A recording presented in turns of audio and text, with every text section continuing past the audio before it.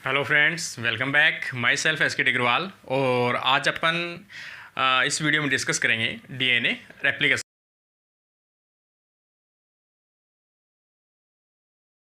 के बारे में।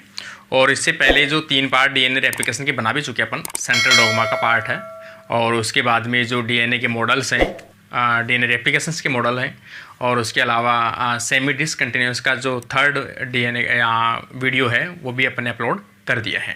अभी अपन 4th वीडियो के बारे में डिस्कस करेंगे, और इसमें डीएनए रेप्लिकेशन से रिलेटेड प्रोकैरियोट्स और यूकैरियोट्स में डीएनए में रेप्लिकेशन के दौरान कौन से एंजाइम्स हैं और कौन सी ऐसी साइट्स होती है जहां डीएनए रेप्लिकेशन के लिए स्पेशल रोल प्ले करते हैं, उनके बारे में आज अपन डिस्कस करेंगे। तो चैनल पे जो भी स्टूडेंट्स फर्स्ट टाइम वीडियो को देख रहे हैं वो चैनल को सब्सक्राइब जरूर कर ले, ताकि आपको इस प्रकार की जो वीडियो है वो टाइम टू टाइम आपको मिलते रहें। और जो भी स्टूडेंट्स सीएसआईआर नेट की प्रिपरेशन खास तौर से, उन तक ये वीडियो ज़रूर शेयर कीजिए। तो अभी अपन स्टार्ट करते हैं डीएनए रेप्लिकेशन।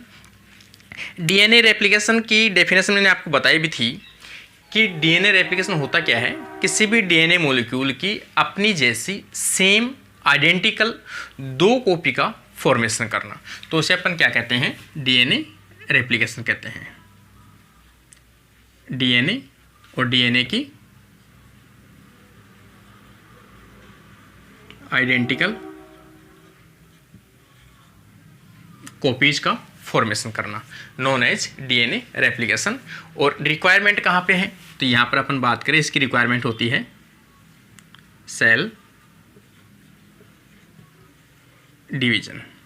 किसी भी ऑर्गेनिज्म को सर्वाइव करने के लिए, उसकी ग्रोथ करने के लिए उसको ज़रूरत पड़ती है कि वो अपनी सेल को मल्टीप्लाई करे, अपनी सेल की संख्या बढ़ाए। और जब भी सेल की संख्या बढ़ानी होती है तो वहाँ पर डीएनए रेप्लिकेशन करना होता है, क्योंकि प्रत्येक जो सेल डॉटर सेल बनेगी उनमें हाफ डीएनए जो है वो जाएगा, आइडेंटिकल डीएनए जाता है। तो डीएनए रेप्लिकेशन का जो मॉडल है या डीएनए रेप्लिकेशन जो है वो मैंने आपको पहले भी बताया था कि डीएनए रेप्लिकेशन में इस प्रकार से जो भी डीएनए है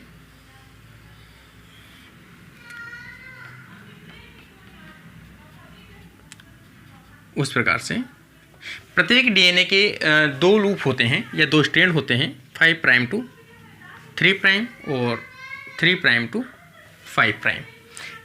लेकिन सबसे पहले अपन देखें, डीएनए को रेप्लिकेशन करने के लिए कुछ एंजाइम्स की आवश्यकता पड़ती है।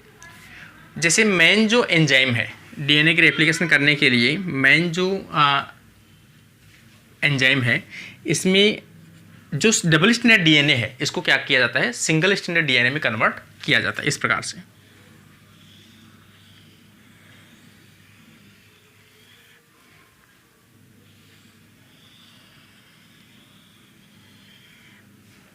प्रकार से यहाँ पर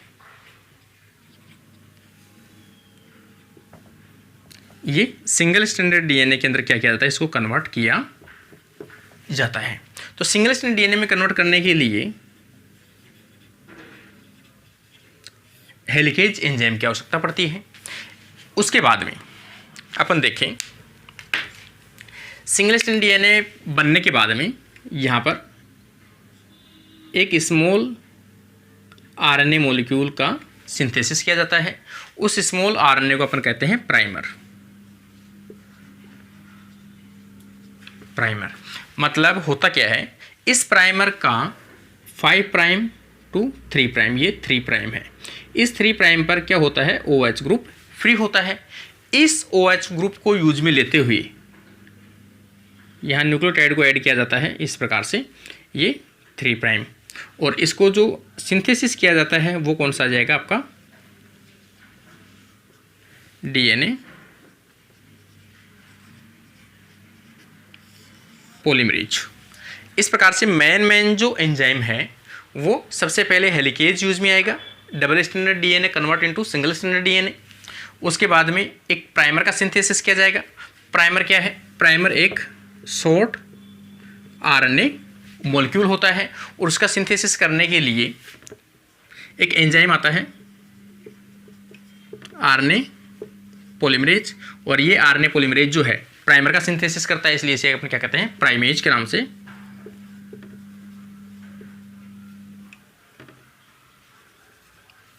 प्राइमेज नाम से जानते हैं। तो जो आरएनए का सिंथेसिस मतलब डीएनए का सिंथेसिस किया जाता है, उसकी सिंथेसिस करने के लिए सबसे पहली जो रिक्वायरमेंट है वो क्या है, एक प्राइमर की आवश्यकता होती है। अब अपन इनके बारे में डिस्कस करेंगे कि प्राइमर होता क्या है, क्यों इनकी आवश्यकता होती है। सेम इसी साइड दूसरे जो स्ट्रैंड है उसके ऊपर भी प्राइमर जुड़ते हैं और वहाँ से भी डीएनए का सिंथेसिस इस प्रकार से किया जाता है, छोटे छोटे फ्रेगमेंट्स के रूप में। इस प्रकार से दोनों स्ट्रैंड पे डीएनए का सिंथेसिस किया जाता है, एक स्ट्रैंड पे कंटिन्यूस किया जाता है और एक स्ट्रैंड के ऊपर डिसकंटिन्यूस किया जाता है, जिसे ओकाजाकी फ्रेगमेंट्स कहते हैं। और ये दो टेम्पलेट हैं, इन टेम्पलेट्स को क्या कहते हैं, लीडिंग स्ट्रैंड और ये लैगिंग स्ट्रैंड, जो अपने लास्ट वीडियो में ये चीज़ें डिस्कस कर चुके हैं अपन। अभी आगे अपन देखते हैं डीएनए पॉलीमरेज के बारे में।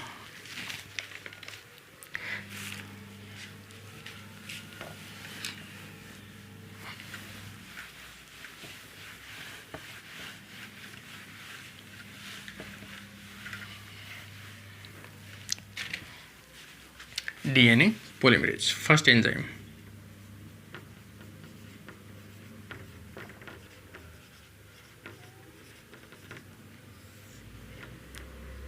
डीएनए पॉलीमरेज, डीएनए पॉलीमरेज करता क्या है, किसी भी टेम्पलेट को यूज में लेते हुए उस टेम्पलेट के ऊपर एक नए डीएनए स्ट्रैंड का क्या करता है, सिंथेसिस करता है। अब डीएनए की अपन बात करें, डीएनए क्या है, एक पॉलीमर है,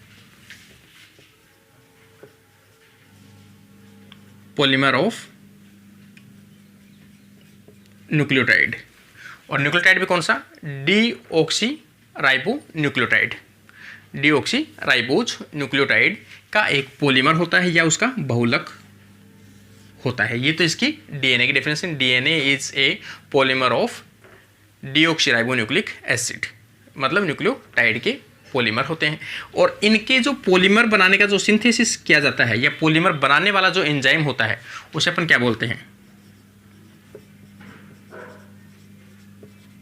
पॉलीमरेज।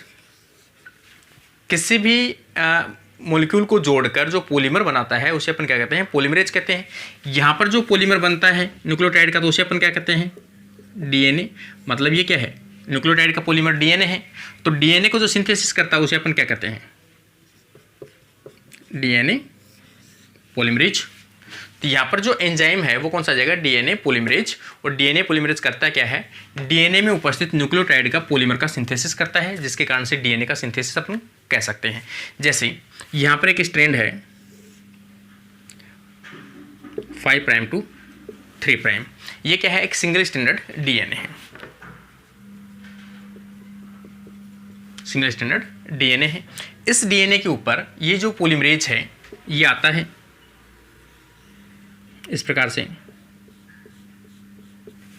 और डीएनए पॉलीमरेज का जो फंक्शन है, उनका फंक्शन क्या है,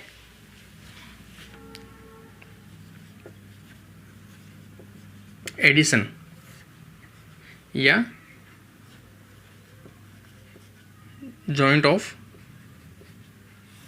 न्यूक्लियोटाइड, न्यूक्लियोटाइड को जोड़ते रहना, किसके द्वारा, फॉस्फेट बॉन्ड, फॉस्फेट बॉन्ड की सहायता से या फॉस्फो बॉन्ड की सहायता से दो न्यूक्लियोटाइड को ये क्या करता है, जोड़ता है।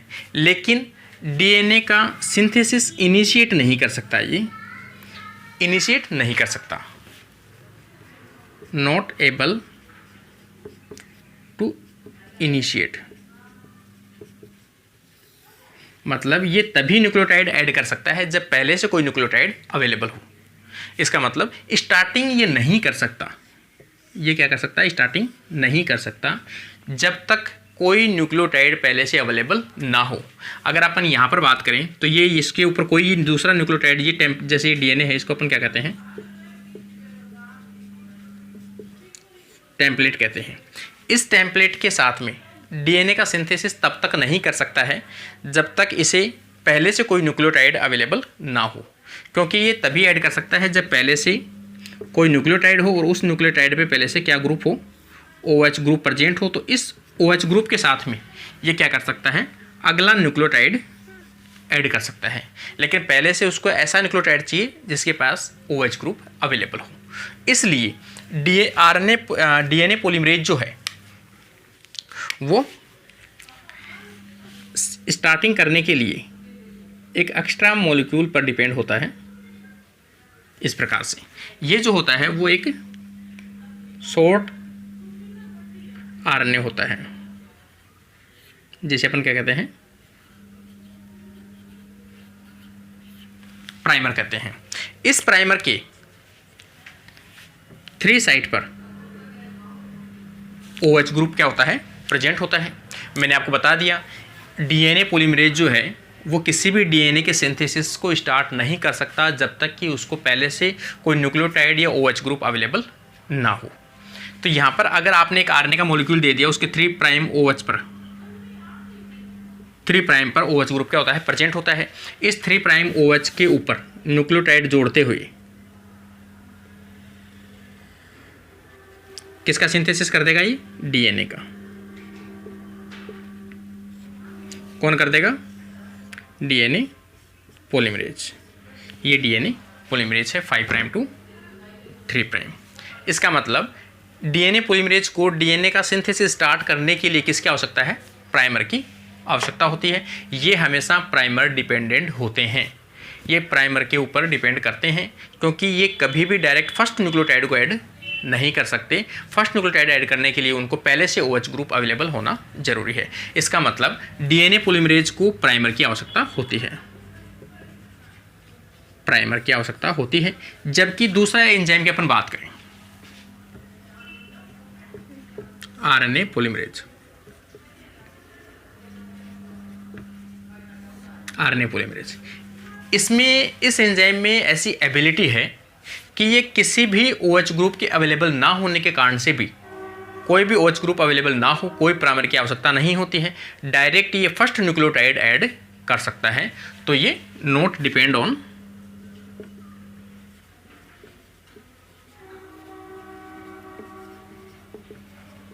प्राइमर और OH ग्रुप, किसी भी प्राइमर की आवश्यकता नहीं होता है। इसका मतलब DNA पॉलीमरेज RNA क्या होता है, प्राइमर डिपेंडेंट होता है, जबकि RNA पॉलीमरेज कैसा होता है, प्राइमर इंडिपेंडेंट, प्राइमर के ऊपर डिपेंड नहीं होता है, उसको किसी प्रकार की आवश्यकता नहीं होती है। प्राइमर को याद रखना, प्राइमर क्या होता है, हमेशा प्राइमर एक RNA का शॉर्ट मॉलिक्यूल होता है, जिसमें न्यूक्लियोटाइड को अपन 10 से 15 न्यूक्लियोटाइड कह सकते हैं, ये इसकी साइज होती है। और जो सिंथेसिस किया जाता है वो किसके द्वारा किया जाता है, प्राइमर को प्राइमेज, और प्राइमेज क्या होता है, RNA पॉलीमरेज। इसलिए मैंने पहले ही बताया आपको RNA पॉलीमरेज को किसी भी न्यूक्लियोटाइड की आवश्यकता नहीं होती है, वो फर्स्ट डायरेक्ट न्यूक्लियोटाइड को ऐड कर सकता है। इसीलिए पहले इसने RNA पॉलीमरेज आता है, यहाँ पर RNA पॉलीमरेज क्या करता है, RNA का मॉलिक्यूल का सिंथेसिस करता है, जिसे क्या कहते हैं, प्राइमर कहते हैं। इस प्राइमर को यूज में लेते हुए DNA पॉलीमरेज क्या होता है, अपना वर्क करता है, और इसकी सहायता से क्या करता है, आगे की तरफ न्यूक्लियोटाइड को जोड़ते हुए एक लॉन्ग स्ट्रैंड का सिंथेसिस कर देता है। तो इस प्रकार की जो कंडीशन है वो देखने को मिलती है DNA पॉलीमरेज के अंदर। तो जो DNA यूज में लेता है न्यूक्लियोटाइड, इन न्यूक्लियोटाइड को अपन डीऑक्सी राइबो न्यूक्लियोटाइड, इन न्यूक्लियोटाइड को क्या यूज में लेता है, डीऑक्सी राइबो न्यूक्लियोटाइड को यूज में लेता है। या फिर अपन कह सकते हैं डीऑक्सी न्यूक्लियोटाइड ट्राइफॉस्फेट, ये भी कह सकते हैं अपन डीऑक्सी न्यूक्लियोटाइड ट्राइफॉस्फेट। 3 फॉस्फेट आएंगी, जैसे कोई भी शुगर है यहाँ पर ऐसे आता है इस प्रकार से। तो यहाँ पर जो कंडीशन है 1 2 और 3, ये कंडीशन इसकी आएगी, और 2 ये शुगर जो है वो फॉस्फेट जो है वो तो क्या बना लेगा, फॉस्फेट बॉन्ड बना लेगा, फॉस्फोरिक बॉन्ड बना लेगा, जबकि ये 2 फॉस्फेट है वो यहाँ से क्या हो जाएंगे, रिमूव हो जाएंगे। मतलब आने वाले जो न्यूक्लियोटाइड ऐड होते हैं वो किस फॉर्म में होते हैं, हमेशा डीऑक्सी राइबो न्यूक्लिक कंडीशन के अंदर ऐड होता है। ट्राइफॉस्फेट के रूप में कंडीशन होता है। आगे अपन बात करें प्रोकैरियोट्स में आरएनए पॉलीमरेज डीएनए पॉलीमरेज की डिस्कस करें। सबसे पहले अपन देखें DNA polymerase in prokaryotes.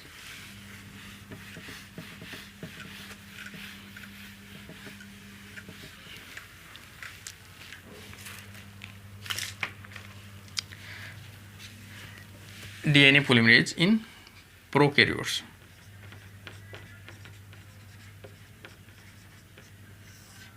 Prokaryotes में डीएनए पॉलीमरेज हैं वो अलग अलग टाइप के पाए जाते हैं, उनकी टाइप्स, जैसे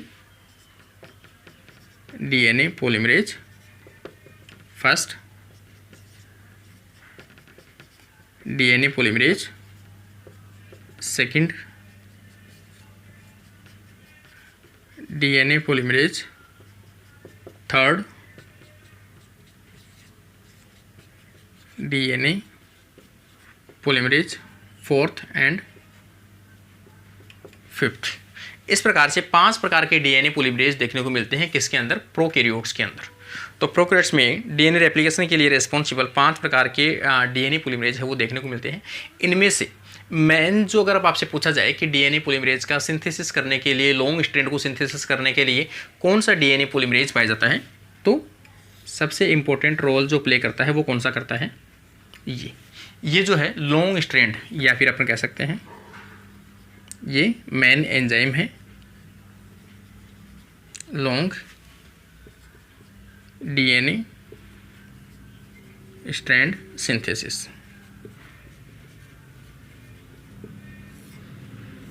इस प्रकार से, जबकि डीएनए पॉलीमरेज फर्स्ट ये कहाँ पे काम आता है, पहली चीज़ तो ये काम आता है रिमूव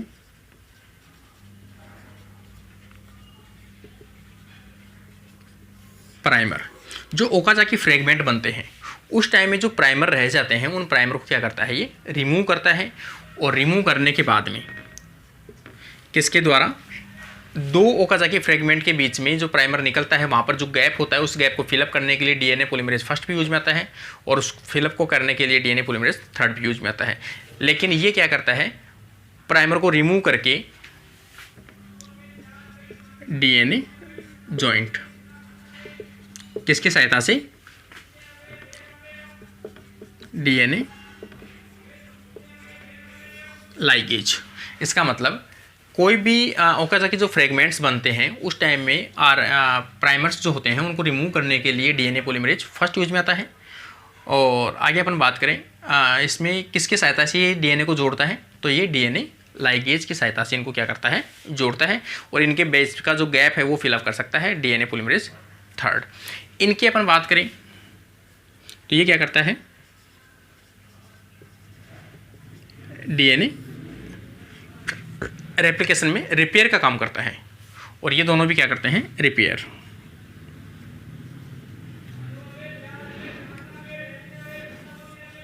ये भी रिपेयर में काम आते हैं। डीएनए सिंथेसिस के दौरान होने वाले मिसमैच जो हैं उनको रिपेयर करने के लिए खास तौर से यूज में लिए जाते हैं। आगे अपन इनके बारे में डिस्कस करेंगे। पहले थोड़ा सा अपन देखते हैं डीएनए पॉलीमरेज फर्स्ट के बारे में। काफ़ी क्वेश्चंस पूछे जाते हैं डीएनए पॉलीमरेज फर्स्ट के बारे में।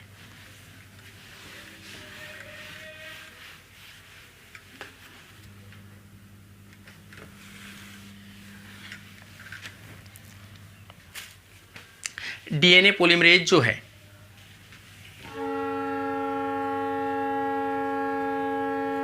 काफ़ी इम्पोर्टेंट एक एंजाइम है जिसकी स्टडी कोर्नबर्ग नामक साइंटिस्ट ने की थी, जिसका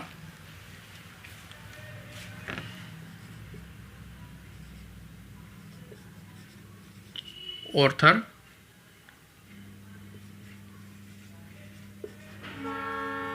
कोर्नबर्ग, इन्होंने क्या की थी, इसकी स्टडी की थी और इसकी स्ट्रक्चर के बारे में इन्होंने बताया था कि जो डीएनए पॉलीमरेज है उसमें कौन से कैपेसिटी पाई जाती है। सबसे इंपॉर्टेंट क्वेश्चन बनता है एक तो डीएनए पॉलीमरेज की,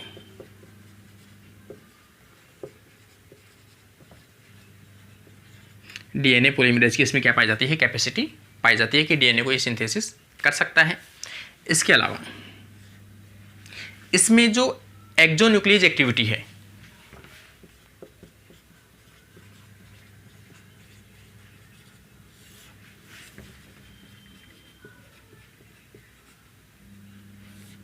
एक्सोन्यूक्लियस एक्टिविटी मतलब जो रोंग न्यूक्लियोटाइड जुड़े हैं उनको रिमूव करना, इसी को अपन क्या कह सकते हैं, प्रूफ रीडिंग।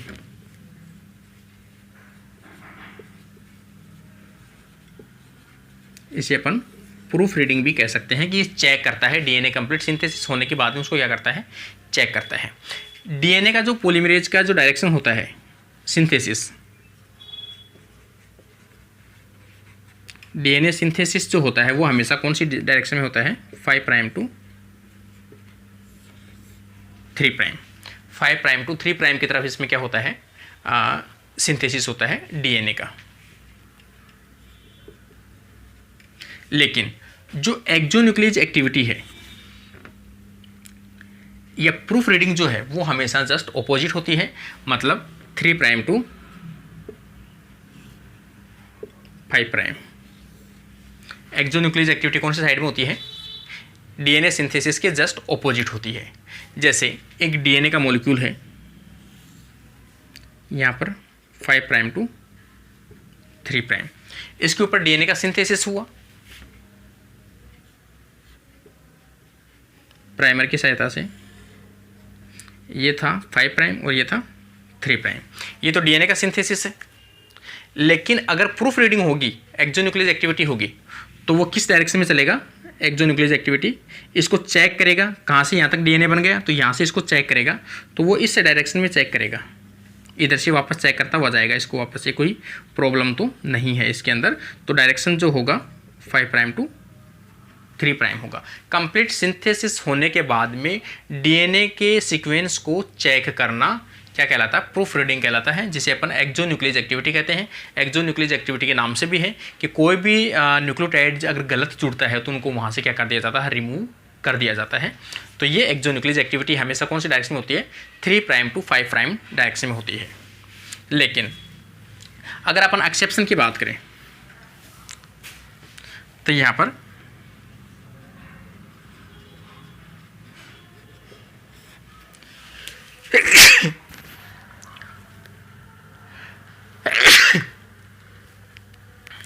एक्सेप्शन की अपन बात करें तो डीएनए पॉलीमरेज फर्स्ट के अंदर प्रूफ रीडिंग पाई जाती है एक्सोन्यूक्लियस एक्टिविटी।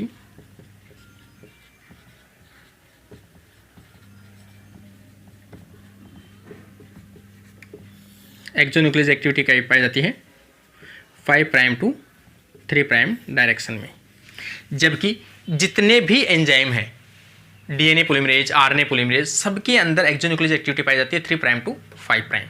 लेकिन एक्सेप्शनल डीएनए पॉलीमरेज जिसके अंदर एक्सोन्यूक्लियस एक्टिविटी पाई जाती है 5 प्राइम टू 3 प्राइम। ये आपको याद रखना है कि कौन से फ्रेगमेंट में पाई जाती है और कौन से में पाई जाती है वो आगे अपन डिस्कस करेंगे।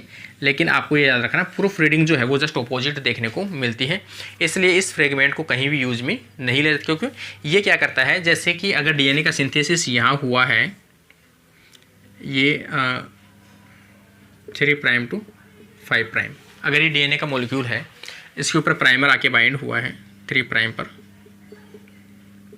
5 प्राइम टू 3 प्राइम, इस टाइम डायरेक्ट डीएनए का सिंथेसिस हुआ है। अगर ये इसमें एक्सोन्यूक्लियस एक्टिविटी पाई जाती और यहीं पर एक्सोन्यूक्लियस एक्टिविटी करने लगता, तो कोई भी गलत न्यूक्लियोटाइड जुड़ता, उसी को ही हटा देता, तो ये डीएनए यहाँ तक पहुँचता ही नहीं है। क्यों? जैसे पहला न्यूक्लियोटाइड जुड़ा वो गलत हो गया तो उसी को ही हटा दिया, फिर दूसरा जुड़ा, फिर दूसरा जुड़ा, अगर तीसरा जुड़ा, अगर तीसरा गलत हो गया फिर उसको हटा दिया इसने। इसका मतलब अगर इस डायरेक्शन में प्रूफ रीडिंग होगी तो डीएनए का सिंथेसिस कभी भी पॉसिबल नहीं होगा, क्योंकि पीछे पीछे ये क्या कर रहा है, न्यूक्लियोटाइड को रिमूव कर रहा है। इसलिए डीएनए का प्रूफ रीडिंग तभी होनी चाहिए जब यहाँ तक ये सिंथेसिस हो जाए, अब उसको इधर से चेक करना चाहिए कंप्लीट होने के बाद में। लेकिन अगर ये एक्टिविटी देखने को मिलती है तो ये डीएनए का सिंथेसिस नहीं होने देगा, इस डायरेक्शन वाला कौन सा, 5 प्राइम टू 3 प्राइम, ये डायरेक्शन नहीं होना चाहिए। अगर ये डायरेक्शन जिसमें एक्सोन्यूक्लियस एक्टिविटी है वो डीएनए का सिंथेसिस नहीं कर पाएगा। ये इसका फीडबैक वो है, अपन कह सकते हैं इसका कमजोरी है, इसकी फीडबैक है, या कोई भी इसकी कंडीशन कह सकते हैं, इसकी कमी कह सकते हैं, ये कंडीशन देखने को मिलती है। तो ये जो करेक्टर है वो किसका है, डीएनए पॉलीमरेज फर्स्ट का है। इसके अलावा डीएनए पॉलीमरेज फर्स्ट में 2 सब यूनिट, ये कितनी सब यूनिट का बना हुआ है, 2 सब यूनिट से मिलकर बना हुआ होता है। जैसे अपन बात करें, कोर्नबर्ग ने सबसे पहले इसके ऊपर क्या की थी, स्टडी की थी, और इसकी दोनों सब यूनिट के बारे में इसने बताया था।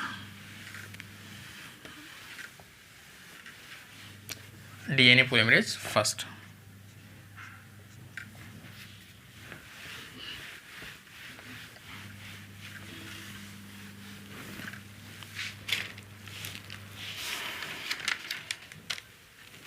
सबसे पहले अपन देखें कि डीएनए पॉलीमरेज का जो एंजाइम है, इस एंजाइम को अपन फर्स्ट टाइम इसको ट्रीट देते हैं, ट्रीट विद ट्रिप्सिन। ट्रिप्सिन का अगर अपन ट्रीटमेंट दें इसको, तो देते ही 2 प्रकार के सब यूनिट देखने को इसके अंदर मिलती है। एक तो अपन बात करें सी टर्मिनल और एक बात करें अपन एन टर्मिनल, या फिर अपन 2 सब यूनिट की बात कर सकते हैं। जैसे सी टर्मिनल की अपन बात करें,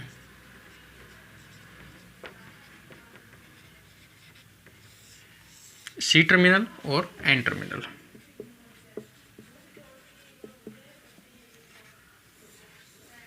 एन टर्मिनल 2 प्रकार के सब यूनिट बनती है।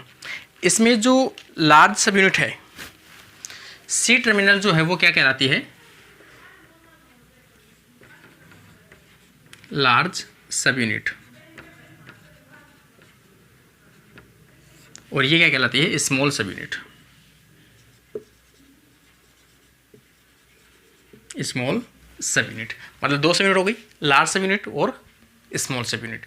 जो इस लार्ज सब यूनिट है, इसी का एक अल्टरनेटिव जो नाम है उसको अपन कह सकते हैं क्लिनो फ्रेगमेंट सब यूनिट के इसको नाम से जाना जाता है, क्लिनो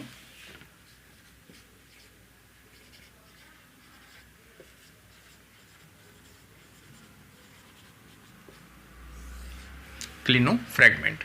तो क्लिनो फ्रेगमेंट जो है वो किसने दिया है, कोर्नबर्ग ने।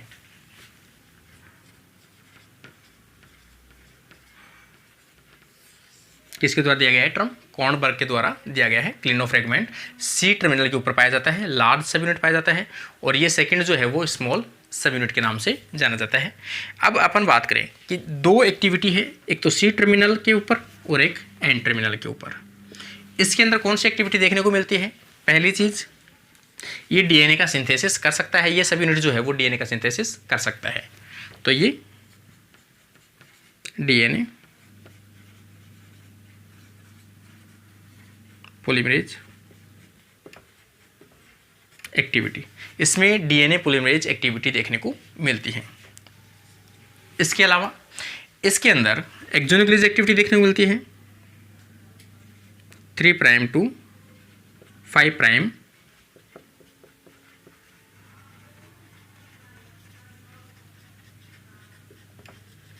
एक्टिविटी देखने को मिलती है।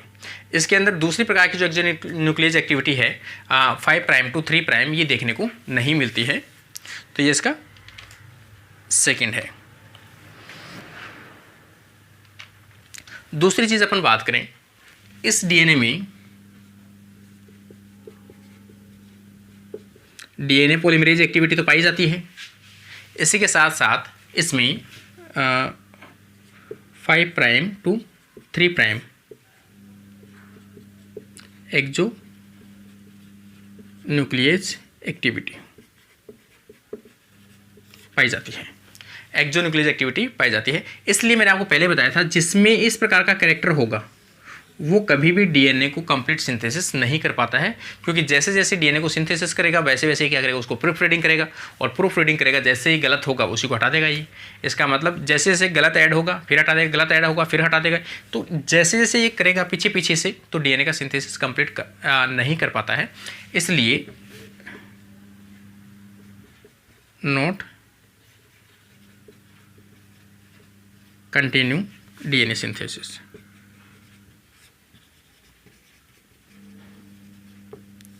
इसलिए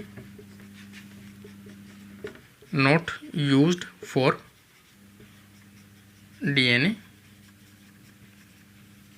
सिंथेसिस। ये डीएनए सिंथेसिस करने के लिए ये फ्रेगमेंट कभी भी यूज में नहीं लिया जाता है। इस फ्रेगमेंट में एक नेचुरल प्रोसेस है, डीएनए पॉलीमरेज की एक्टिविटी पाई जाती है और 5 प्राइम टू 3 प्राइम एक्सोन्यूक्लियोटाइड पाई जाती है। इसलिए more usable part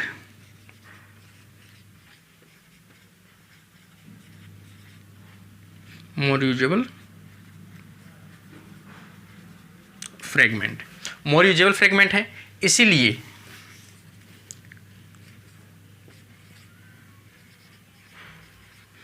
Klenow fragment used इन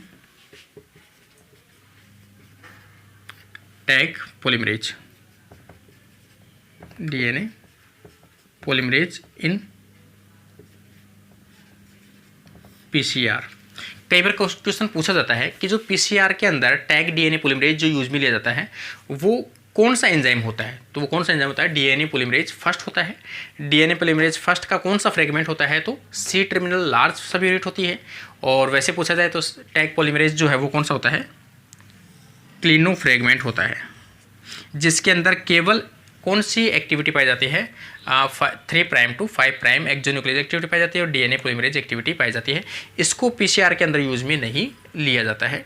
तो काफ़ी बार ऐसे क्वेश्चंस पूछे जाते हैं टैग डीएनए पॉलीमरेज के अंदर डीएनए पॉलीमरेज कौन सा यूज में आता है, तो डीएनए पॉलीमरेज फर्स्ट यूज में आता है। डीएनए पॉलीमरेज फर्स्ट क्या कौन सा पार्ट यूज में आता है, तो आप कह सकते हो क्लिनो फ्रेगमेंट जो है उसको डीएनए टैग डीएनए पॉलीमरेज के रूप में पीसीआर में यूज में लिया जाता है। किसके कारण से, क्योंकि इसके अंदर एक्सोन्यूक्लियोटाइड एक्टिविटी है वो 3 प्राइम टू 5 प्राइम देखने को मिलती है। इस फ्रेगमेंट को ज़्यादा यूज में नहीं लिया जाता है। ये सबसे इंपॉर्टेंट क्वेश्चन आपके लिए रहेगा।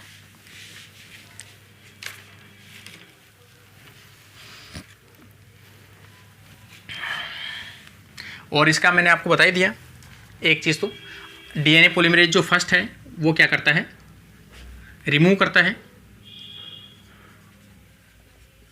Remove primer. ये मैंने आपको बताया भी दिया, पहले ही बताया था कि ये प्राइमर को रिमूव करता है कहाँ से, ओकाजाकी स्ट्रैंड से, और इसे अपन कह सकते हैं लैगिंग स्ट्रैंड। लैगिंग स्ट्रैंड से क्या करता है, ओकाजाकी फ्रेगमेंट के बीच में जो प्राइमर है उन प्राइमर्स को क्या करता है, ये टाइम टू टाइम रिमूव करता रहता है।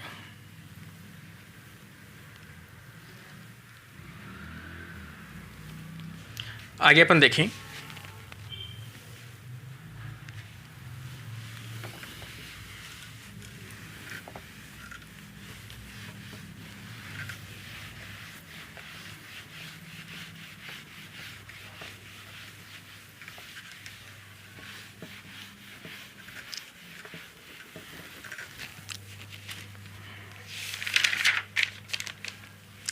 DNA polymerase third.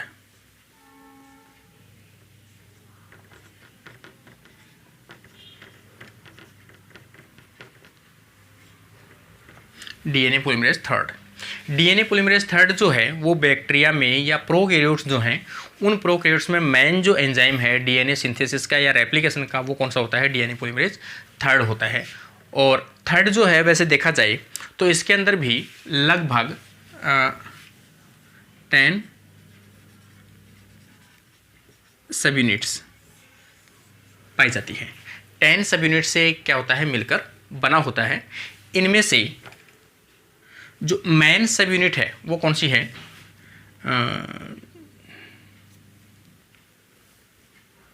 एक तो डेल्टा, एप्सिलॉन, और इसके अलावा एक पाई जाती है बीटा, या अपन कह सकते हैं थीटा। ये जो 3 सब यूनिट है ये इसमें मेन पाई जाती है। इसका जो मेन कोर पार्ट है डीएनए पॉलीमरेज का,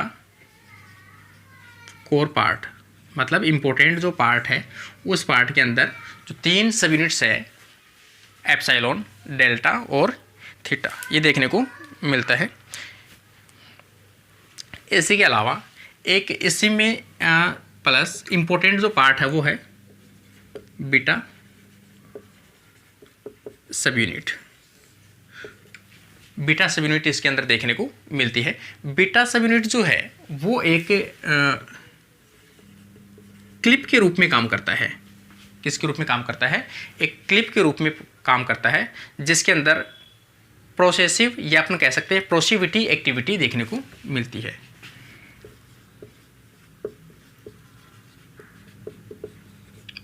प्रोसेसिविटी देखने को मिलती है, इसको अपन कह सकते हैं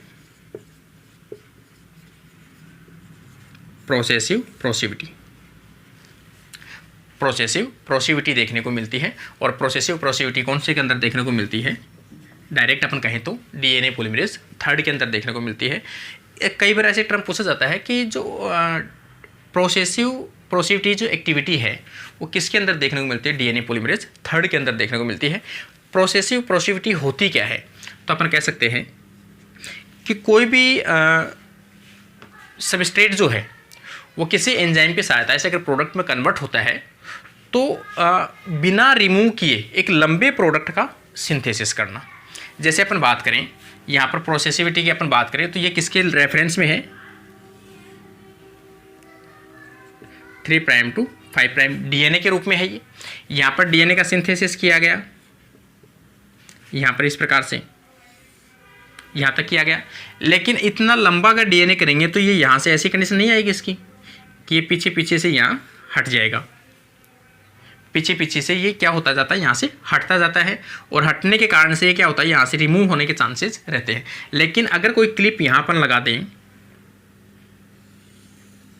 अगर इसको अपन यहाँ से बांध दें, बीच बीच में बांधते चलें, तो उसके कारण से एक कंटिन्यू डीएनए का सिंथेसिस हो सकता है लॉन्ग टाइम तक हो सकता है।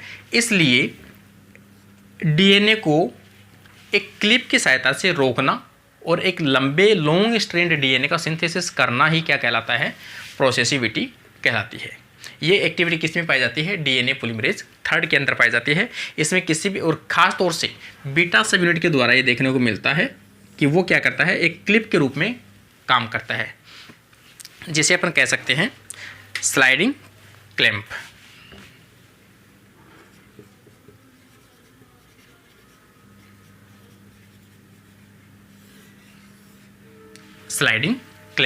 स्लाइडिंग क्लैंप है कि जैसे जैसे डीएनए जो है वो सिंथेसिस होता जाता है, वैसे वैसे ये जो क्लिप हैं उन क्लिप के अंदर से डीएनए बना हुआ रहता है, कि ताकि जो डीएनए है वो कंप्लीट सिंथेसिस होने से पहले अलग ना हो जाए।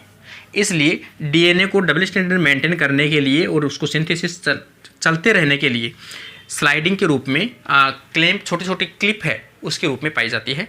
तो ये क्लिप के रूप में वर्क करता है। कौन सी सब यूनिट? बीटा सब यूनिट।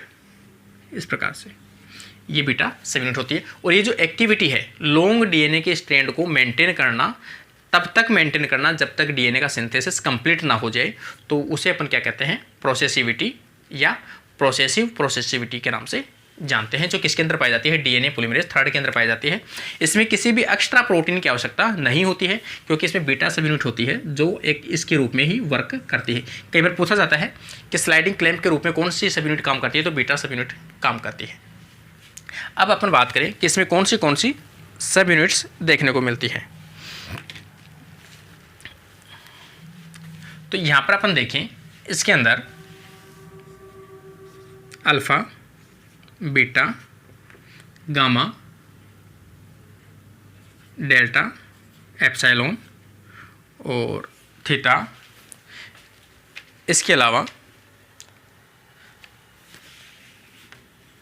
सिग्मा, मतलब साई और ईटा, 1 2 3 4 5 6 7 8, इस प्रकार से ये जो सब यूनिट होती है, ये काफ़ी सब यूनिट इसके अंदर देखने को मिलती है। लेकिन अपने जो काम की सब यूनिट है वो कौन सी है? अपने 3 तो ये सब यूनिट काम की है और एक बीटा सब यूनिट काम की है। ये इस प्रकार से 10 सब यूनिट यहाँ पर मिलकर बनी होती है। और इसकी जो ये तीनों जो साइट है वो ही क्या कहलाती है? कैटालाइटिक एक्टिविटी शो करती है।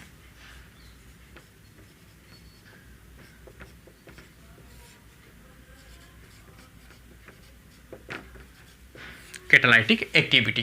कैटालाइटिक एक्टिविटी के अंदर डेल्टा और एप्सिलॉन और इसके अलावा थीटा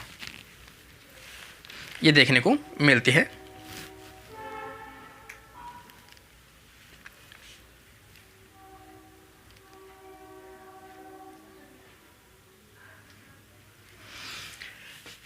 इसमें खास तौर से इसमें क्या पाई जाती है, पॉलीमरेज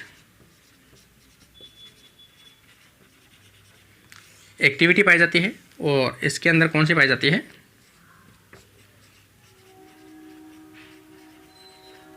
एक्सोन्यूक्लियस एक्टिविटी देखने को मिलती है।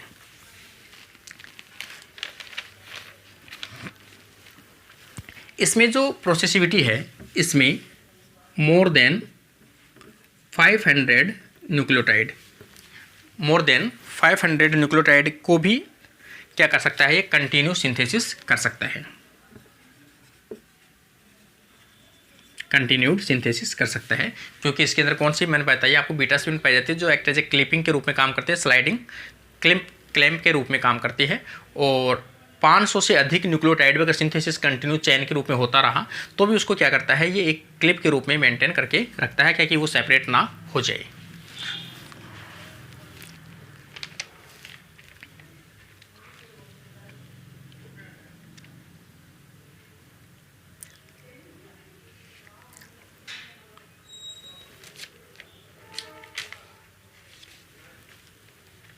और इसके अलावा इसमें जो एक्सोन्यूक्लियस एक्टिविटी वो मैंने बताई थी आपको, कौन सी पाई जाती है,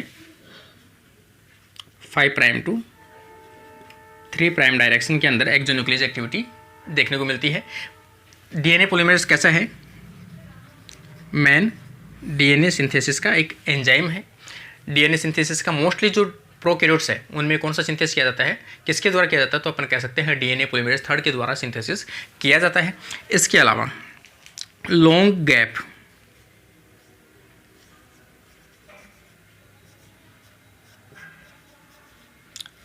गैप जो फिलअप है वो भी किसके द्वारा किया जाता है, डीएनए पॉलीमरेज 3 के द्वारा किया जाता है।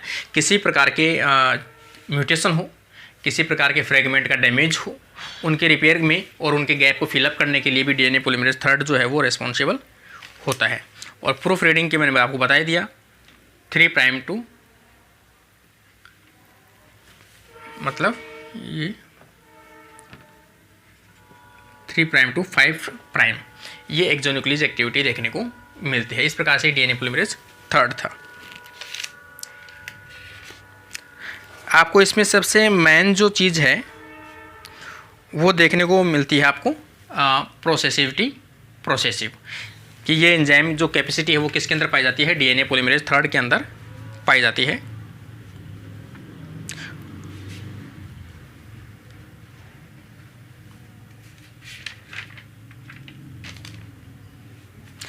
दूसरी चीज़ अपन देखें,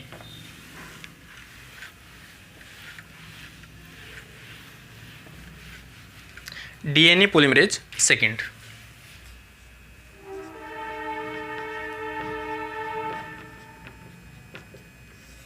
मैंने आपको बता भी दिया डीएनए पॉलीमरेज जो है उसमें खास तौर से डीएनए पॉलीमरेज में इन्वॉल्व नहीं होता है, तो यहाँ पर अपन कह सकते हैं नॉट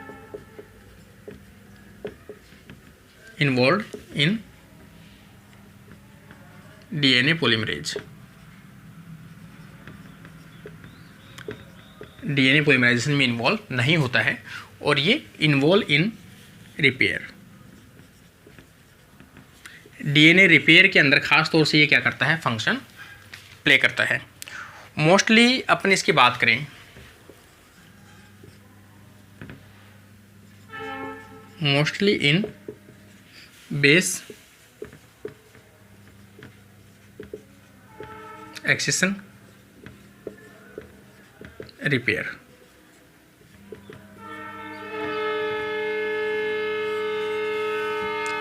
कौन सी डीएनए रिपेयर करता है ये, तो खास तौर से बेस एक्सेशन रिपेयर जो है उसके रूप में काम करता है। मतलब किसी भी न्यूक्लियोटाइड का जो बेस है वो निकल जाए तो उसको रिमूव करना, उसकी जगह से नए न्यूक्लियोटाइड को ऐड करना, उसके रूप में वर्क करता है। डीएनए पॉलीमरेज 4th और 5th की बात करें अपन,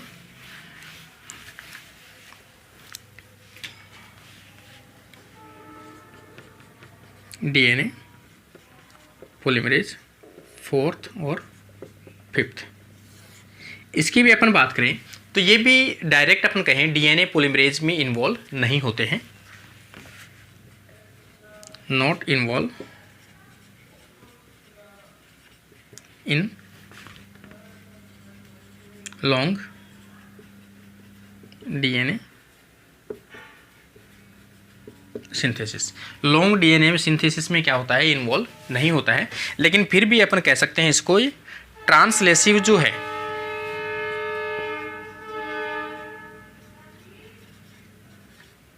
ट्रांसलेसिव, या फिर अपन कहें इसको सोर्स रिपेयर या प्रोन रिपेयर, प्रोन सोर्स। इसमें डीएनए को रिपेयर को फिलअप करने के लिए ये क्या करता है, यूज़ में आते हैं। जैसे मिसमैच की अपन बात करें, थायमिन डाइमर, थायमिन डाइमर, इसको रिमूव कर उसके ऊपर गलत न्यूक्लियोटाइड को जोड़ना, रॉन्ग न्यूक्लियोटाइड ऐड करना। इसके अंदर प्रूफ रीडिंग की एक्टिविटी खास तौर से देखने को नहीं मिलती है। ये गलत न्यूक्लियोटाइड को ऐड कर वहाँ से उस गैप को क्या कर देता है, फिलअप कर देता है। इसलिए इसे अपन क्या कहते हैं, ट्रांसलेसिव या सोर्स रिपेयर सिस्टम भी कहते हैं, कि रिपेयर जरूर करता है लेकिन उसमें किसी प्रकार की कोई प्रूफ रीडिंग वगैरह देखने को नहीं मिलती है। लेकिन डीएनए रिपेयर होगा तो आगे उसका क्या हो सकता है, फंक्शन हो सकता है। इसलिए उसको गैप को फिलअप करके जो थायमिन डाइमर है उनको वहाँ से कट कर उसकी जगह पर क्या करता है, ये गलत न्यूक्लियोटाइड को ऐड कर देता है, जिसके कारण से डीएनए का रिपेयर सिस्टम हो जाता है। इस प्रकार से कुछ अपन ने एंजाइम्स के बारे में डिस्कस की थी। तो ये मेन जो एंजाइम है डीएनए पॉलीमरेज की, उनके बारे में अपन ने बात की। आगे अपन देखेंगे तो इसकी जो प्रोसेस है प्रोकैरियोट्स के अंदर, उसकी डिस्कस करेंगे। तो आज का अपना वीडियो जो है वो यहीं कंप्लीट होता है, और उम्मीद करता हूँ ज़्यादा से ज़्यादा कि जो भी स्टूडेंट्स इस वीडियो को देख रहे हैं वो अपने फ्रेंड्स तक ज़रूर शेयर कीजिए, ताकि आपको इस प्रकार की जो बेसिक नॉलेज है वो आपको मिलती रहे। तो आज के लिए धन्यवाद, थैंक यू।